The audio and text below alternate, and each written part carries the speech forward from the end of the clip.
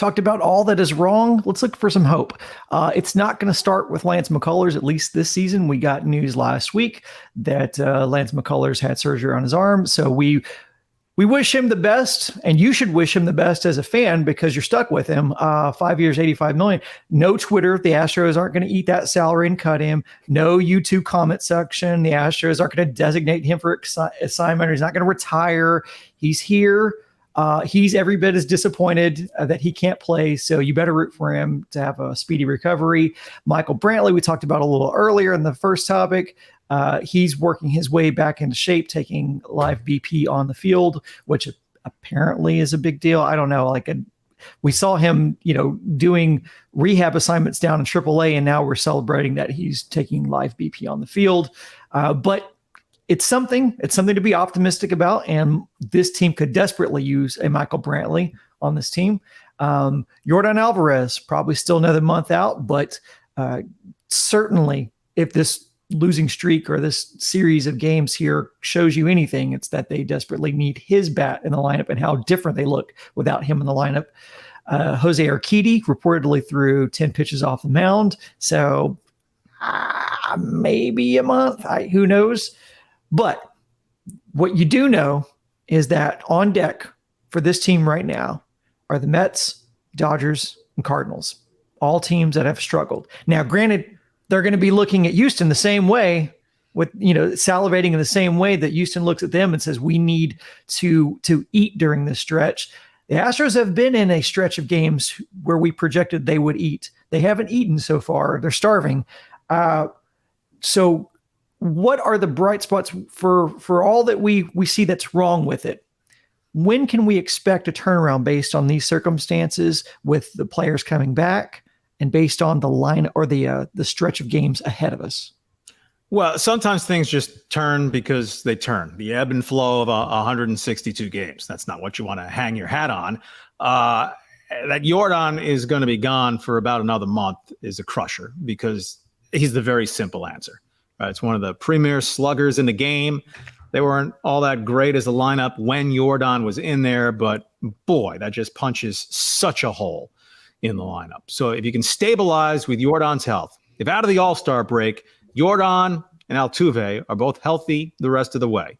I know people were butchering Dusty somewhere for sitting Altuve Sunday, but you do need to be mindful of the long game. One more oblique injury for Altuve, it could be 2 months. Right? Yordan comes back too soon, plays 8 days in a row, swings too hard. It could be over for him this season. So you do need to play the long course. There's still that element of Astros pedigree, a lot of turnover with the roster, but you still have enough core guys used to winning who know how to win. Bregman needs to be better. It's as simple as that. The three biggest stars in this lineup are supposed to be Yordan, Altuve, Bregman. Collectively, if they play like it in the second half, the Astros at worst are going to be in the wild card race right down to the end, as long as Fromber, Javier, Hunter Brown all stay healthy and pitch well. Yeah, I think it's kind of interesting. If you look back to last season, Game 72 was that final game against the Yankees that the Astros lost. They split that series. Then Game 73, remember, they played the Mets, and the Astros swept that series against the Mets in New York last year. The Mets are in town Monday night to play the Astros. Maybe you get a back-to-back sweep. Maybe that's something positive you can look forward to. I think with the injuries, something positive, you get Michael Brantley back, then maybe Jake Myers and Corey Julks, you don't have to play all that much. You can play Chaz in center, you put Brantley in left, and you DH Yiner and get him in the lineup every day. I think immediately, if Brantley was to come back, that could help the offense get going. Speaking with the media after this last series, Dusty Baker kind of pointed to the young roster and said that these are just kind of the growing pangs that you feel with a young roster. But that's kind of taking for granted the fact that part of your young roster is the reason why you have the league's best ERA right now, because you've been able to lean on a guy like JP France and a guy like Brandon Bielak, who you wouldn't normally want to count on, actually came up and performed very serviceably for you. It was always on a razor's edge, but and to that point, JP France looks like he's a guy who is cut out for the major leagues. I think, long term, this may be, you may have brought him up sooner than you anticipated, but you see now that JP France seems to be, at this point, knock on wood, a legitimate back end of the rotation starter. So for all the complaining that we do, and we do a lot, for all the complaining about Dusty's managing and his lineups, he did just win a World Series last year with almost the same roster. If the team gets hot again, and we're talking about Yordan Alvarez coming back, does it really even matter how he fills up the lineup card or how he's doing pitch hitting in certain situations? Is it really just about the roster just has to perform? Are we overthinking it on Dusty's part? Oh, much more so as a factor than what Dusty does. And Dusty does some daffy stuff. Right? More than a quarter century as a major league manager, he's never been a distinguished tactician, a great handler of the clubhouse, and day to day, people might poo-poo esprit de corps and morale. When you're together almost every day for 6 months, the grind of 162 games, that stuff has a lot of value. But his idea that, we're just the kiddie Stros and that explains it, I mean, that's a joke. Maldonado is ancient. Abreu has looked ancient. Pena was the young rising star last year. Is that the young guy you're talking about? Bregman's 29, been a disappointing player this season. The young guys, 27-year-old Chas McCormick, after Yordan and Kyle Tucker, limited playing time Altuve, McCormick's been your next best offensive player. Right? Julks is 27 years old. Myers is 26 years old. The problem is the Astros don't have young rising prospects to promote. The Reds came in there and beat the crap out of them over the weekend. The Reds lineup is full of guys 23, 24, 25 years old. So until the Astros can promote some really young prospects, the next wave of perhaps not as good as, remember when the Astros were so young and inexperienced? Gee, I wonder how could they possibly win with Altuve and Springer and Bregman and Correa? Talent and talent and talent and talent. And the Astros right now just don't have enough of it. Doesn't matter about the age. Yeah, obviously these guys have to hit. That's the most important thing. But there are some things a manager can do to give you a better chance to win a ball game. And we know how bad Maldy's been. And when you see him coming up late in games and they decide not to pinch hit for him, it kind of drives you crazy. I saw this stat on an article from Climbing Towels Hill. The Astros have pinch hit the least amount of times out of every team in MLB, 19 times this year.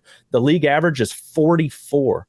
So, I mean, think of at the end of those games when you have an opportunity to get somebody in there for Maldy, they're really not doing it all that often. We'd like to see that happen more, obviously. And the one other positive is, run differential. I think they're only third in the AL behind the Rays and the Rangers. So there is something there. They're at plus 48 here, according to my notes. So there is some signs that this could come around for them. They're scoring runs. They're holding teams down. So they just need to get on a run here and get some guys healthy. Who hasn't thought at some point this season when Maldonado comes up, strike out, it's better than grounding into a double play? I mean, when you're rooting for a guy to strike out in the better interests as an outcome for your offense and lineup, I mean, the guy batting ninth isn't supposed to be a stud. But when he's batting 105 over his last 49 bats, by Maldy standards, he's having the worst offensive season of his career. Let me repeat. By Maldy standards, he's having the worst offensive season of his career. Gee, do they have anyone possibly available who maybe should be getting the majority of playing time at catcher right now? Can anyone help me with this? I can't think of anything. And to that point about age, there is also such a thing as too young to know better. That's an expression that we hear in sports as well. As sometimes the older players who've been there and seen it and experienced the disappointments regress back to that disappointing performance. And sometimes guys like Juan Soto just appear on the stage and steal the spotlight. Charlie, you mentioned it. The Reds came into Houston with their youngsters and spanked the Astros. And we don't need to remind people about 2019. I just did. But yeah, it's been disappointing. I don't think putting age on it is a thing at all. I think it's especially with the way the Astros have been able to integrate guys, especially young guys, into their system. Also, the guys that they're bringing up are more inexperienced than they are young. And so we'll have to see how that plays out later in the season. And unless any of you two gents have any other final words? I'm going to play the sounder. I'll give you guys the final words here.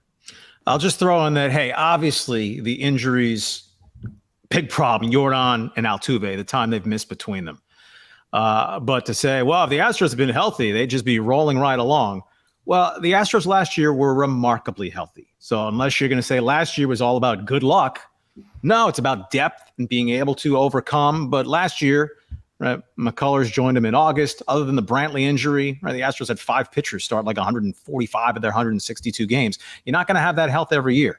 By the way, the Astros have no monopoly on injury issues. Aaron Judge has missed more games than Jordan, and Aaron Judge has been better than Jordan this season. The Yankees starting rotation has been destroyed by injuries this season. The Rays have lost more good starting pitchers to injury this season than Garcia and Urquidy.